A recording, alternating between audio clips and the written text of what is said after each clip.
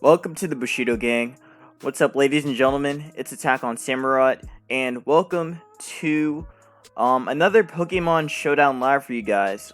This time it's actually gonna be a collab. And we're gonna be doing some DPP in this collab. It has been a while since I've done DPP OU on the channel.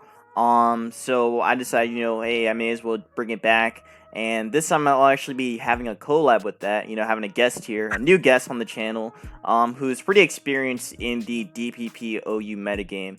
Also another like, more backstory is that this guy was also in the Flygon was on the Flygon Express team for the Academy Premier League. So we were both in the same team, and he's a very good builder. And not only does he play DPP, but he also plays Black and White as well, and some other tiers too. So without further ado, let me introduce you to Blue. So this is Blue. Hey guys, what's up? That's it. Yeah, so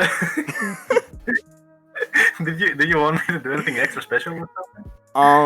I mean, just tell people a little bit about yourself.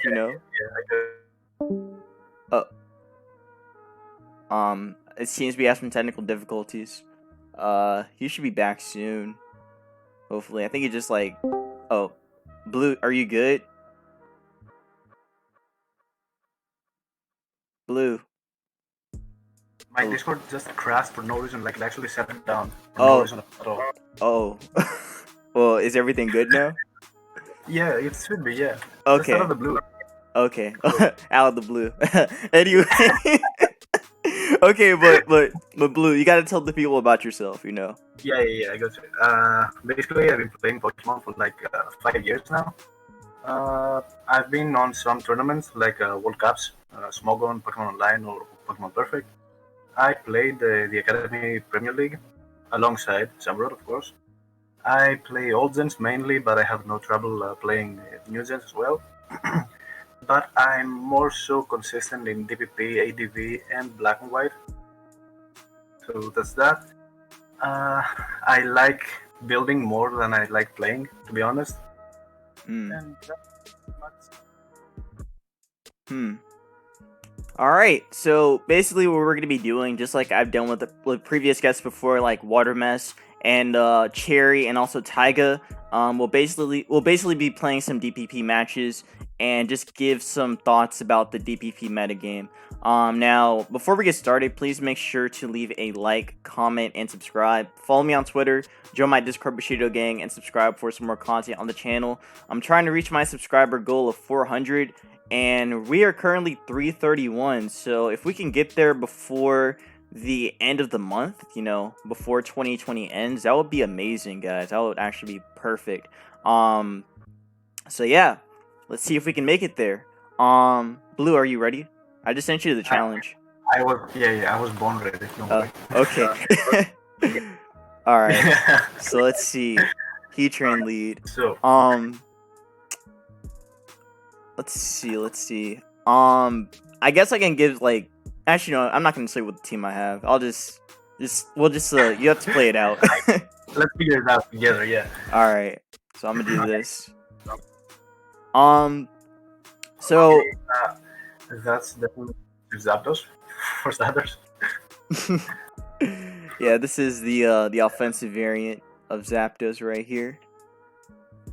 Okay, Tim's not that confident with Zapdos, but then again, no teams are. Like, even the sturdy Clefable doesn't even. If it's a Life Orb or a Spec Zapdos, and Clef just gets 2-hit KO'd like relatively. Things you can do about it is like pivot with Swampert and taking the healing power type like ADP, or have your Blitz in the back and be totally okay with it. It's interesting about how offensive Zapdos has always been. Again, going back from the original games all the way up to currently in the current metagame too. It's amazing how Zapdos has stayed consistent, except for Gen 5 though. Gen 5 is where it fell off for some reason. In Gen 5 they did so decline, but it still has a potent Like it actually destroys rain teams, and needs some stall teams and some offensive rain teams as well. It's like Amazing. it's so weird that I don't see it in Gen 5 though. Like like you said, it seems like it's very good against rain, but how come you don't see it? Well, the thing is that when you have the Thunders to take up the electric flying slot, you rarely have time to find the Zapdos Wait, what happened? on the rain team. Oh, Blue, you were kind of cutting out again. Yeah, that's on me. I'm sorry. It's fine. It's fine. You were saying something about rain with Zapdos. Yeah, Rain with Zapdos is actually totally outclassed by Thundurus, like in every way possible. Besides the fact that Zapdos can actually roost up and be consistently. That's just much like the further. Like Thundurus can hit further with a Focus Blast, but Zapdos does have Heat Wave, but it's weakened on Rain. So, but I mean, couldn't you just go for like HPS or something with Zapdos? yeah, you should. Land like Gliscor or Gary, but the main set that running around fence just 3 attacks. Thunderbolt, Heat Wave, HPIs. And then obviously Roost because that's the niche right there. And it's actually quite, but I think that white. Yeah. So the Zapdos versus Tyranitar matchup in like the whole dynamic. Well, I mean, I'm just gonna make. Wait, I mean, I'm just gonna make the offensive plan just go here. Just going to Heatran right now. Let's see.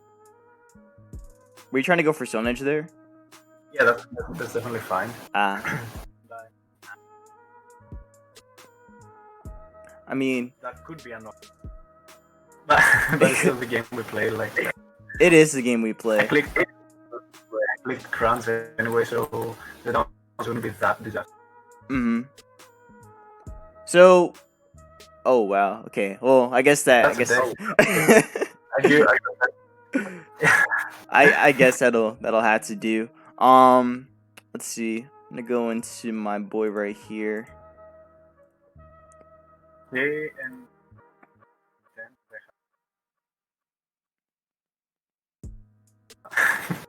anyway, but alright, yeah, I can't afford like risk going around box versus U-turn Flygon.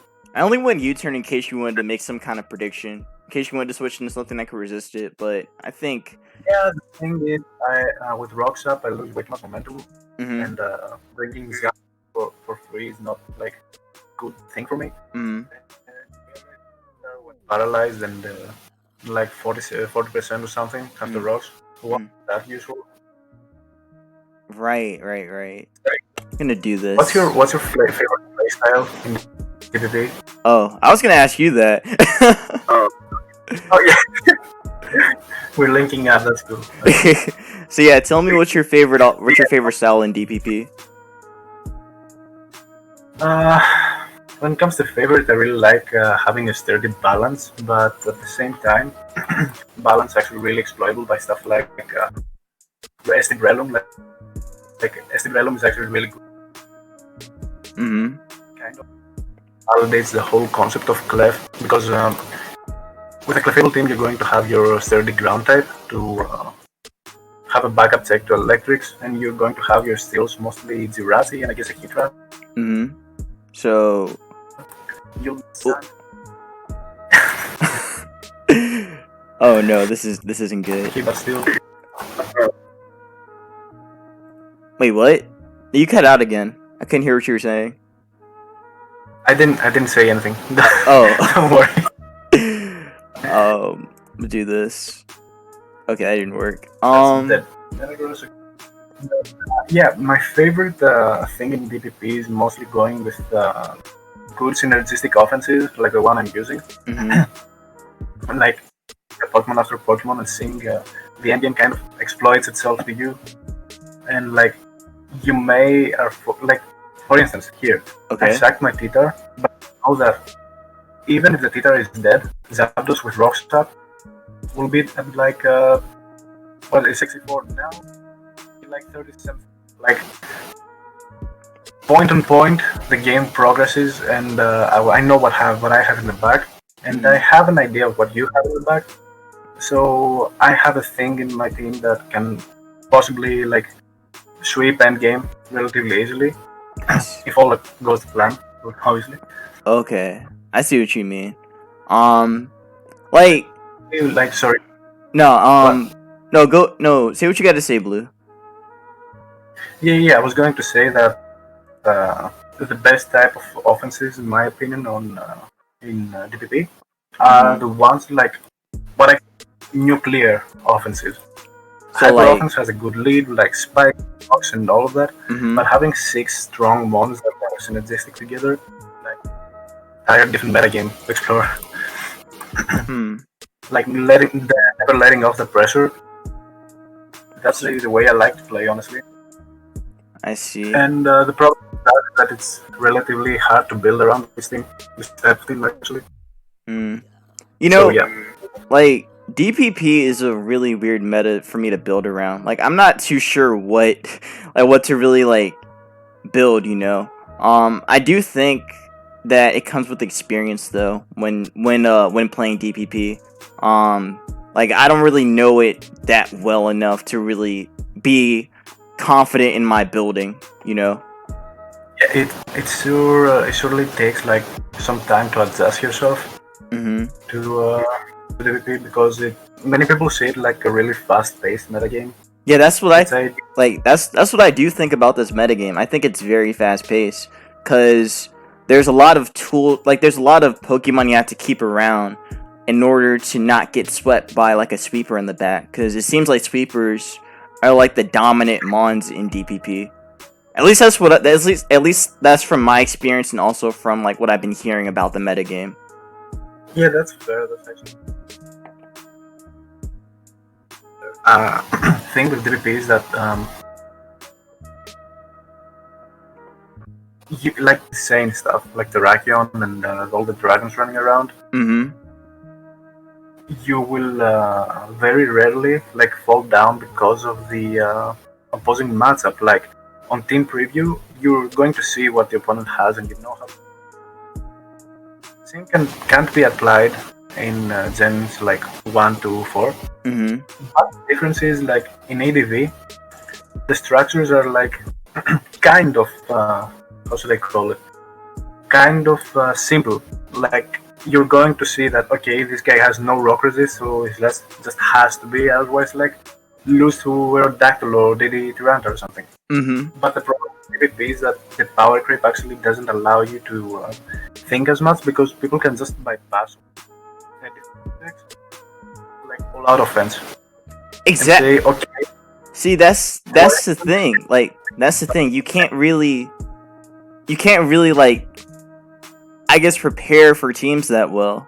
Again, that's what I think. Just because like the power creep is just a lot higher in this metagame than compared to like Gen 3, 2, and 1. Yeah.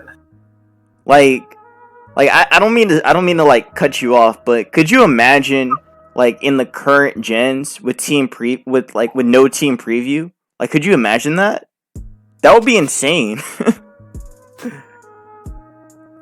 Like it would be extremely difficult. Yeah, actually it would be extremely difficult to like it would be extremely difficult to play because you don't really know what to expect.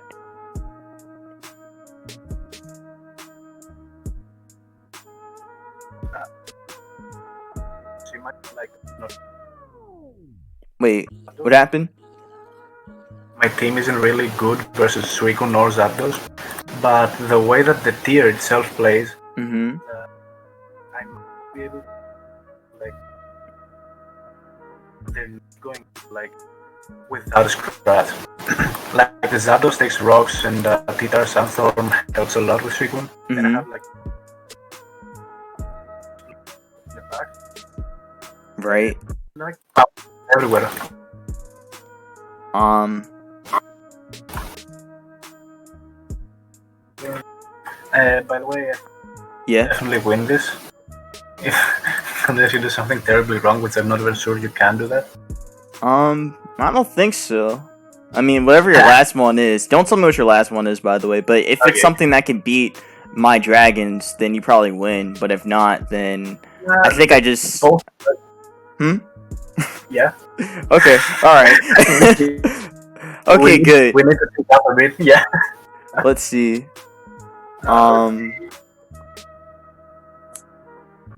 That actually wow.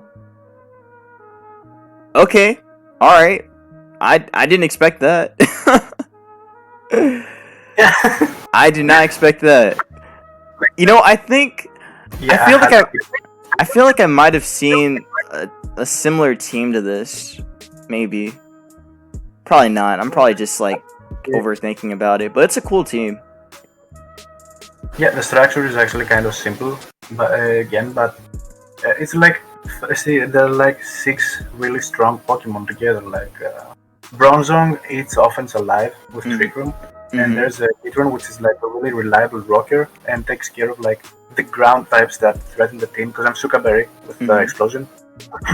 Like I have lures with that annoy Bronzong, and then there's a Scarf Metagross for speed control and defense scaling and all of that. And 3 of those mons already have Explosion. Okay. After that, I take Starmie and the Life Orb Dragonite, alongside Titar with Sand and just the utility purposes and the defensive utility that Duranta provides the team. Can't go really wrong with that. That's what I'm trying to say. Okay. I mean, most of what you said did get cut out, but I think I got the idea of what you're saying. So like Titar. Titar just adds more of the utility kind of aspect to the team, while Bronzong just like breaks down offense, and then Dragonite can kind of just be like a wall breaker under Trick Room as well, paired with Titar. Exactly. Okay, I see what you mean. It's a very cool. It's very cool. Let me do this here. Okay. I don't think you kill me with the Starmie. Unless you're like max special attack. But even then, Starmie's pretty weak. Alright, never mind. Never mind. I'm a spec star. Oh wait. There's no way that. Alright.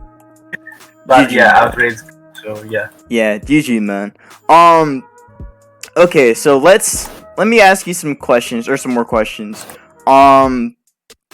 What would you compare DPP to? Like, what would you compare the metagame to? Like, I guess, like, for newer players, again, for you guys that are watching, like, for newer players, like, would you compare it to the would you compare it to, like, the current 3 gens, or would you compare it to what? Like, I'm curious about what you think. If I was to compare DPP with something, that would definitely be Sun and Moon OU. Sun and Moon OU? Like on balance versus balance, you have the dynamic of nothing is killed ever. Like you have those knockoffs running around everywhere with Clef, Wishes, Spikes. The hazards are like really hard to handle. And on offense, you have like this incredibly dangerous like trades that have to be taken care of. Like for instance, if I for some reason say I click rocks versus Metagross, right? Actually, I lose my Titar, and then there's like let's say Specs Starmie, Specs Larias in the back. I'm screwed. Like every turn is like really charged with very very dangerous possibilities. You know, that makes sense. I think I see what you're saying. Like, I actually can understand that comparison, because Sun and Moon has a lot of offensive presence in that metagame, where you have to deal with not only Mega Evolutions but also Z moves as well. Which means that, you know, balance has to be like stacked. Like you have to have your, like, you know, the good old fashioned regen cores to make sure they can take on the Megas or take a Z move well. Usually, you know, to be able to take a Z move, you'd have to have like a pretty bulky steel or again something like Tangrowth, for example, which was meant to be like more of That's a all. either like defensive tank or a Spadef wall with the AV. It's like I see Tangrowth in a sim like a catch-all thing. Like you will rarely see a Tangrowth fall in one hit, Mm-hmm. so it's like a relatively safe scout move. Yeah, like And Tangrowth is a Tangrowth is a very splashable mon in Sun and Moon. yeah, especially in the Zygarde meta. Mm-hmm. Like that was actually brutal. Yeah, like I remember like it was like Tangrowth was around so much during that metagame because it was able to HPI Zygardes down to like keep them in check and such. Yeah, and that's the whole reason why I actually stopped playing Sun Moon, like at all at that point, because Zygarde was actually so stupid and forced you to run Mm-hmm. defensive Vassal Landorus, so that you would hope that you won the Sweep or break through you. Yeah, I remember that. That either way, so yeah. Well, so what Pokemon would you say in DPP is a splashable mon for teams? Like, I'm not going to mention the obvious answers like Tyranitar, Jirachi, because those are like the best Pokemon of the tier for a good reason. Mm-hmm. I mean, that's obvious because like they have. Well, it's funny because Titar and Rachi have like several roles they can fill. Because Rachi exactly. can be a rocker, same with Titar, and they could both be Scarf as well. Yeah. But Jirachi has a little bit more since it can like be a Wish Passer too. Just a whole lot of things it's capable of doing that Titar can still do. Think of it like this: Tyranitar has like a very very good amount of 1v1s that is winning in the tier. Mm-hmm. Like a very large amount. Like unless you're facing a Metagross or Infernape team, like Titar will find its way in and stuff like doing either damage or set up its rocks. Right, exactly. Kind of amazing. The Pokemon that I find most splashable right now, I would say probably Rotom. In terms of like Rotom is, in my opinion, the second best Scarfer, or maybe the first. Like it's up there with Larias. Mm-hmm. And other than that, I would also.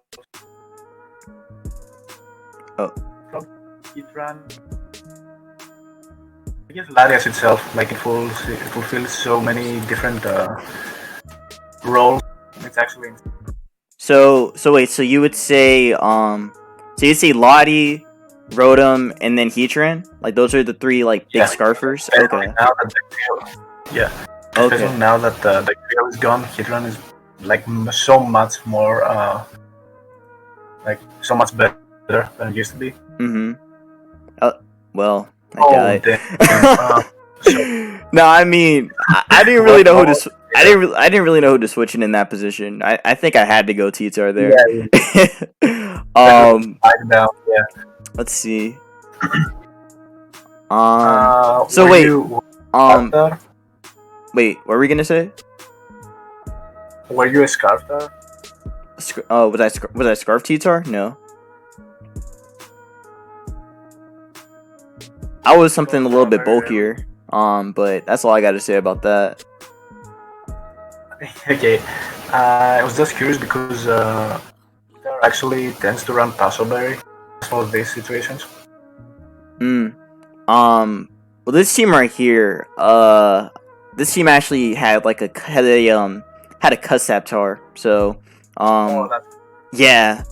That stuff is like the best thing in DPP. Bro, I really like Cussap. Like Cutsap Berry is probably one of my favorite berries to use, just because like it gives you just so much momentum if you get low enough to the point where you can actually like get it off. Yeah, but it flips and mats like around instantly. Mm-hmm. It's amazing. It's amazing, honestly. This is gonna do nothing, probably. Yeah, that did nothing. Jeez. And it's fine. Titar do what Lottie do what you need to do. That's good for me because here, for instance, my rocks, even first Draco, not have gonna have to come in and threaten anything. Wait, So what? in those cases, it's always better in this position to keep the Ranta alive just for a sack later, Mm-hmm. especially when you have an Infernic that only revealed the Fire Blast. I Like see. this. So you want to make sure that you keep your sacks in check. Or I mean, keep your sacks so that we can get some momentum later. With it or with something else. Exactly. Okay. Especially in DPP where you don't really know what's in the back, Mm-hmm. like unless some starting to reveal themselves. Like for instance, you're in third billion. Scarf specs, nasty plot, texture belt, anything really. Mm-hmm.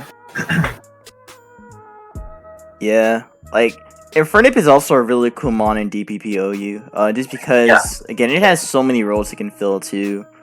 Being Scarf, like you said, being a nasty plot sweeper. I actually have not tried that out yet, but that does sound pretty insane. Yeah, it's not that hard to pull off because like the checks that Master Blood Infernic has are always pursuit trap like it are. Right. Yeah. Let's see. Ooh, I like the Heatran play. Why'd you make it? Basically, the thing is, I didn't want my Scarf trick. That's fair. Mind my Heatran being because if my Tran got a Scarf, then it's actually better for me this method. Oh. So I mean, I see that Scarf can work your team. So I try to capitalize. I see. That definitely would have helped you in your position. However, my Latias is something different. So, oh, Subtran. There's another thing about Heatran that I found out about this metagame is that this was the metagame where Heatran was infamous for the Sub Torment set, right? Yeah, that's actually terrifying. So, like tell me about it, because again I know about it, but I don't know like a lot about it. Oh, that burn sucks. Well, I'm gonna die. Sorry about that. No, it's definitely like it a lot. It's fun. I think this game might be an L for me though.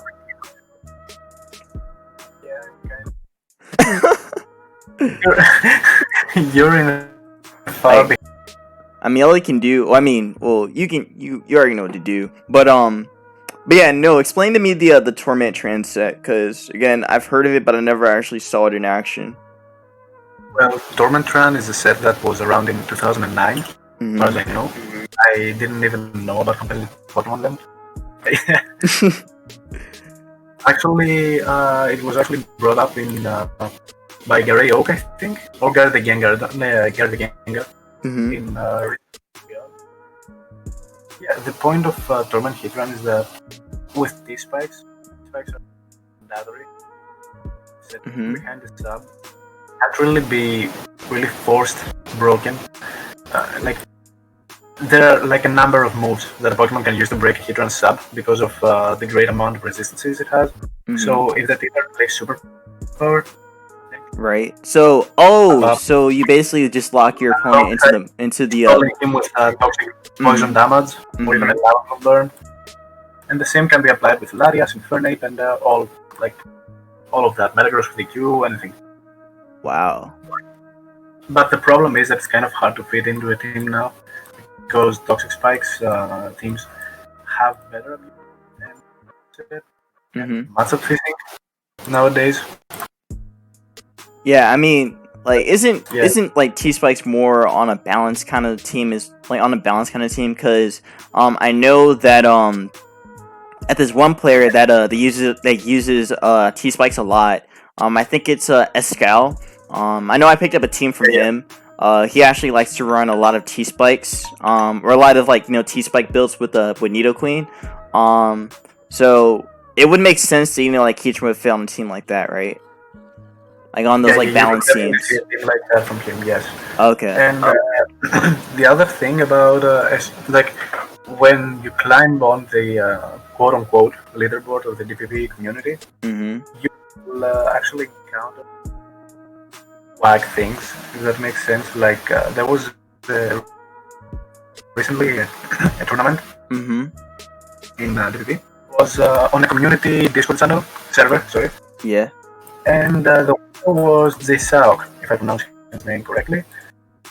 And he won with our Amparo's team. He won with Claydol screens offense, stuff like that. Scarf Claydol with trick and explosion. Huh. The more you climb up on the viability and the respect you get as a player, you'll actually realize that people are getting more and more creative, and the metagame is not stable at all. Huh. There are always standard teams, and there's a good reason why they're always standard, because they're good. They're really Mm-hmm. Yeah, I mean, like teams from like the beginning of the DPP metagame aren't going to be, you know, like consistent with what's going on right now, right? excuse me? No, I'm saying like teams that are like, you know, like I guess like over 10 years old, like teams like that, they aren't going to be consistent. Well, it's still a 66 game, so if they get a proper matchup, they can definitely win. And if there is a good player enough, like to pilot them, like M Dragon uses a lot of all teams and has a great amount of success. But well, so I'm inclined more so to say that they almost always Ooh. need to get revamped because it's getting like really threatening. Mm-hmm. When you have to account for cleffables on your special offenses and stuff like Scarf Metagross on your offenses. The metagame evolves and it's hard to... It's hard to keep up with it. Uh-oh. That's trouble. I don't know, man. This scissor looking kind of dangerous for you. Exactly.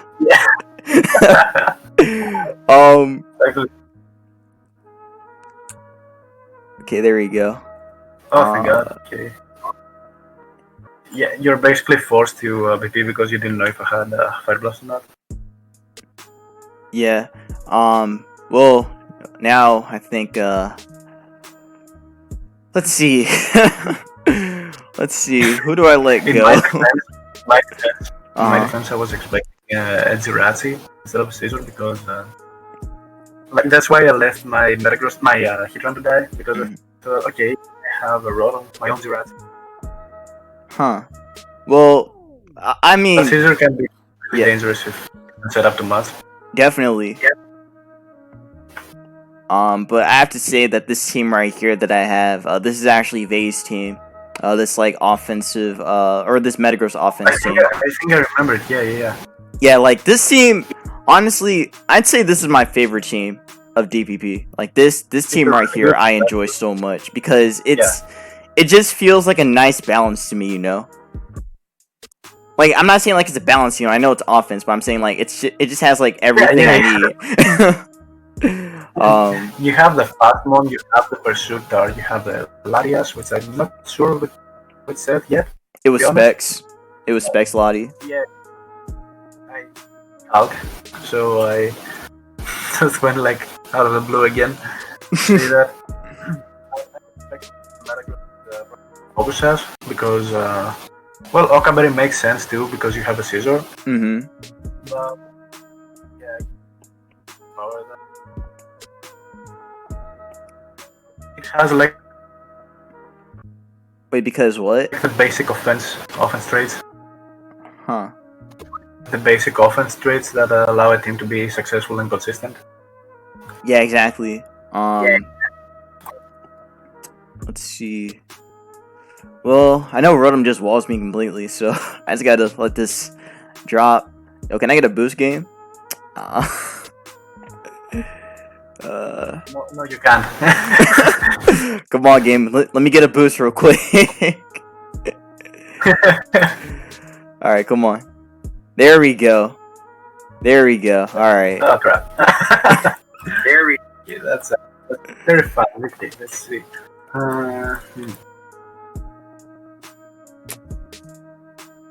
Alright.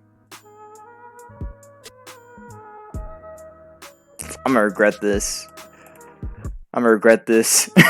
Okay, okay, okay. I'll take it. I'll take it. I'll take that. You exploded there.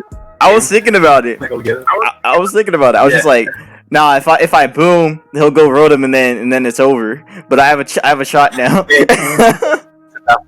It's a tough thing to pull. Yeah, it was a pretty crazy play, but I think I had to make it.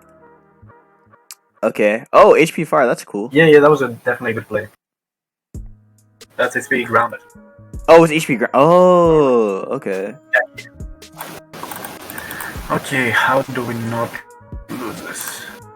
I mean, it doesn't seem that hard. Like you just have to overheat something, and then what do I do after that?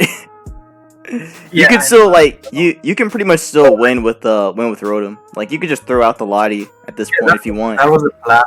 I would trick you with the Thunderbolt, but Wait, hold up! I just realized something. This Rotom has Wisp, so that means that you might not be scarfed. I won't say. No, like I know this because I've seen a lot of Rotoms that are not. I mean, like at least Rotom Heat. This variant doesn't really run Scarf a lot. The Rotom Rotom Wash runs that more because it's more of an offensive presence, while this one is more like defensive, which is interesting to me. Defensive Rotom should almost always, if not always, be Rotom Heat. Mm-hmm. I personally like Rotom Heat more. Mm-hmm. In general, like I kind of dislike Rotom Wash, to be honest. I see. It's really funny how even like in the current gens, Rotom Heat is at its top peak right now. Compared to like how it was last gen. Mm-hmm. Yeah. I'm kind of sad to see Rotom Heat drop in viability, even though boots are like broken, probably. Mm-hmm. No, like honestly, I think Rotom's gonna rise up in usage. That thing is very solid. Like I used it in a Showdown live a couple lives ago. Where it was like I think it was on the Reggie Drago team I made. That thing was so good in breaking down steals, like it was not even funny. And like with Nasty Plot, like with Nasty Plot, like it just adds so much pressure, Like could you like I really couldn't imagine how Rotom Heat would have been in DPP. I think it would have been nuts if it had Nasty Plot.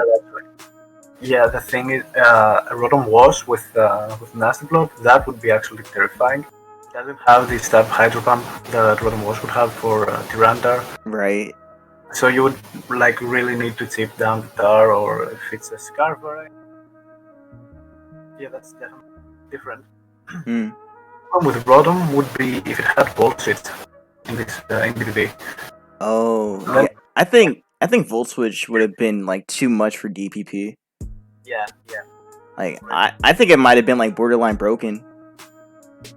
Like all electrics that are like so hard to check in DPP because you have to rely on your non-resistant Pokemon like Tyranitar or Blissey or Clef. Right. And mons like those can just be tricked anyway. Yeah. And Volt Switch gaining momentum already such a momentum heavy metagame. That are actually really scary, to be honest. Exactly. Well, I think he went with Lottie, actually. I don't think he went with Rotom. Let's see. Let me just see how much this does. Okay. Huh. I was looking at something about I think it was either Latios or Salamence coming back into DPP. How would you feel about that? There was actually a tournament that had Salamence. That's what I was talking about. That tournament. Like, what do you think about Salamence coming back?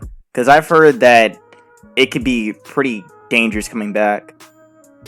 Well, Salamence has all the stuff that it needs to just break the meta and snap it in half. To be honest, and like, aren't there like enough tools in the metagame to stop it, or like to kind of deal with it, or no? Salamence was actually quite underwhelming in the tournament that took place. Really? and people were actually really proud. That's pretty sad, but That's not fun. yeah. Yeah, what were you trying to I say? personally think that has no place. Salamence has no place in this metagame. So mostly because it doesn't really contribute much to anything. Like, even if it is non-ban worthy or anything, that doesn't actually mean that, okay, Salamence is okay, because it doesn't really offer much in return. Like, Larias checks a million things. Adds speed, fire really fast Pokemon, a dangerous Scarfire. Ooh. Or, like, it has a really amount of stuff. Game. Yeah, that's the game. But yeah, what were you saying about it? About Ments? Yeah, Larias contributes to the tier very much. It has like a solid defensive utility purpose, while Salamence doesn't really offer that much. And it's basically coming back because it's not broken, or is it coming back because it can actually help the tier get more healthy and more diverse? That's the thing you need to yourself like about dropping a thing. Just this monster from movers to overused. Like, wasn't? Definitely, no, go ahead. I would definitely vote to keep it banned if that ever came to it.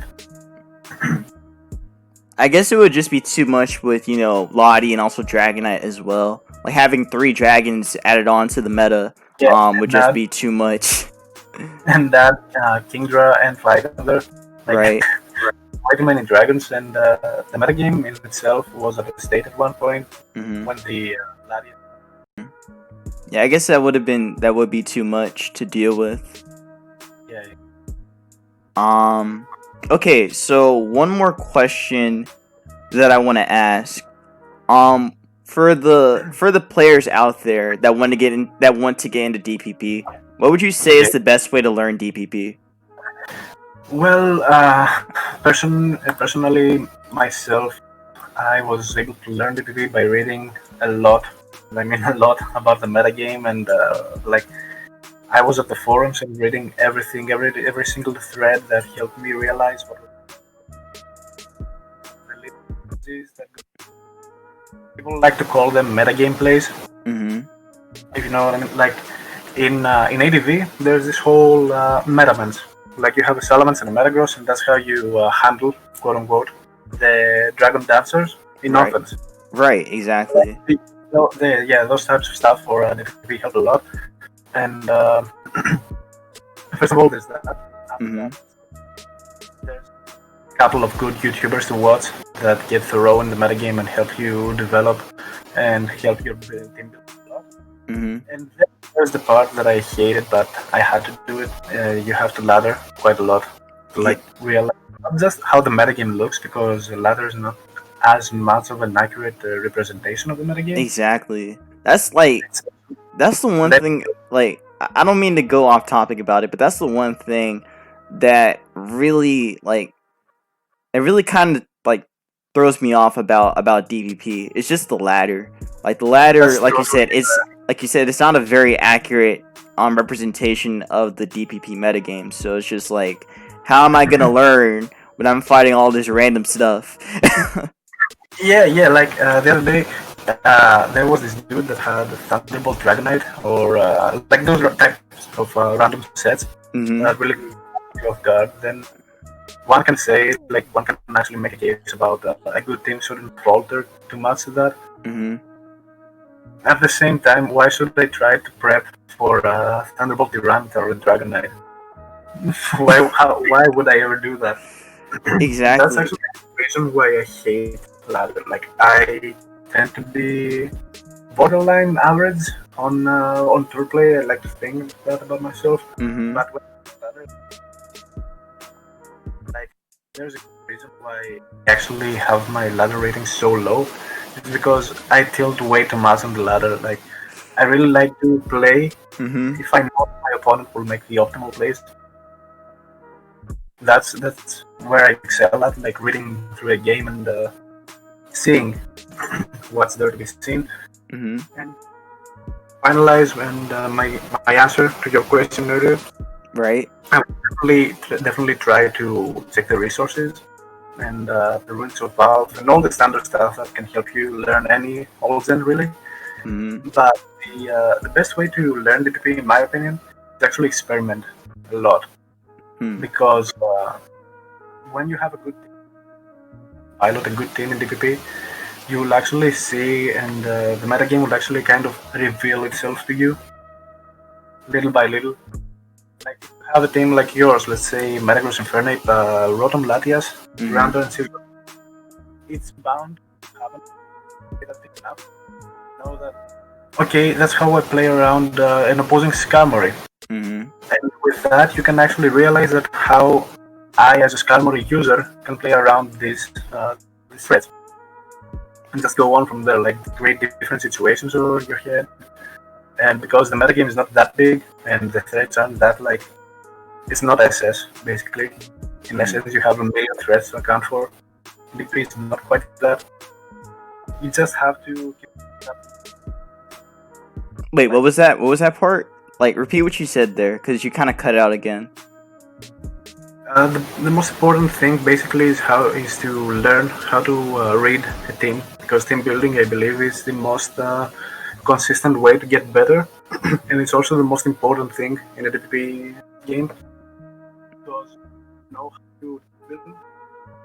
And that means that you know how to read your opponent, and reading your opponent for Pokemon you can read the last two, then that means it can actually formulate a better game plan and play better according to the information you just received. I see. Okay, so to break it down for you guys, to understand the DPP metagame, you have to have like the background knowledge for it, which is in the sources on Smogon. So I'll leave the link down for that. And also, again, according to Blue, is that you guys have to you guys have to experiment the metagame to really understand it. So if I were you, I'd probably just go out and just build whatever you can, and then just go on the ladder. Granted, like me and Blue have already said, the ladder isn't very accurate to what is the real metagame, which I mean is more like tournaments. But no, what were we gonna say, Blue? No, I'm agreeing with you actually. Yeah. Okay. But yeah, definitely check out the sources. I'll leave those links in the description. Because again, like I've told Blue several times before this, like before recording, and also while we've been talking, during the APL, is that when it comes to DPP, like I'm not the most experienced, so I have to do my homework and get down to understanding the roles of each Pokemon in DPP. I think that's the most important one, like knowing the roles of what Pokemon do in this metagame. So yeah. Again, Blue, I do thank you for coming out. Really do thank you for being a part of this vid. Expanding everyone's knowledge on DPP. Well, for me personally, DPP was pretty much like the first Pokemon game to really get me into Pokemon, like Pokemon Diamond, like Diamond, Pearl, and Platinum, like those games right there. That was my childhood. And it's I just blanked out. But yeah, like I think that. Sorry to interrupt, and I just want to say that best region in Pokemon, in my opinion, is Unova. Unova? I mean, I'm pretty sure a lot of people will agree with you on that. Unova is a great region. Great plot, great music, everything is just perfect. Yeah. So go on. The story as well. But I don't know. Like DPP just has more of a, it's just a great region in general, and just like has a lot of amazing Pokemon that were presented to us in those games. So yeah. Hopefully when the remake comes out, actually, you know what? I think with the remake coming out, like if it does come out, because again, it's been rumored that it is coming next year. That I think that'll add more people playing on the ladder as well.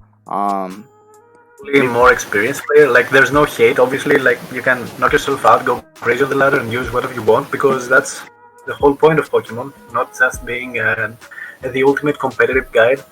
It's more so about having fun, and if you're having fun with more unexplored sets or personal favorites or whatever, that's definitely I actually applaud that. But I'm probably not that type of person. I can't have fun. I mean, you can have fun, but it's just like you have to know what you're doing to have fun. I guess. Yeah. But I mean, if you just want to like have fun on the ladder, then use whatever. But if you want to have fun and still like understand the metagame, then definitely experiment. I think that's the right way of saying it. Like, definitely experiment with that. But yeah, again, Blue, thank you for coming out. And yeah, so you have any words to finish this out? Well, thank you very much, first of all, for offering to make a video with me. I am very honored to be on YouTube. Other than that, not much. Like I had a fun time, and talking with you was actually kind of refreshing. And yeah, I'll be very happy if anything I said made sense, and I even helped like a single person on this channel to get into DPP or anything, like really. Alright. Well, anyways, that's gonna be that, guys. If you guys enjoyed it, please make sure to leave a like, comment, and subscribe. Follow me on Twitter, join my Discord Bushido gang, and subscribe for some more content on the channel. Also, follow me on my Pokemon and check out my Smokearm profile. All those links will be down in the description. But yeah, peace out, y'all. Be safe, wash your hands, and I'll see you in the next Showdown Live. Bye.